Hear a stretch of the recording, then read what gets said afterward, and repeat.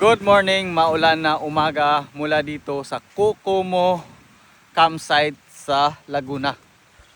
So makita natin, yan yung setup namin. Kanina is dalawa kaming sasakyan dyan, pero umalis na sila Sir Katipay. Kaya kami na lang yung natira. Ito yung setup namin. Tapos, napakagandang lake doon.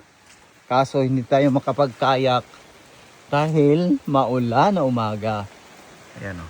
So, pwede raw mag-kayak dyan. Then may cottage pa. Ayan. Then kompleto, may CR. Ganda dito.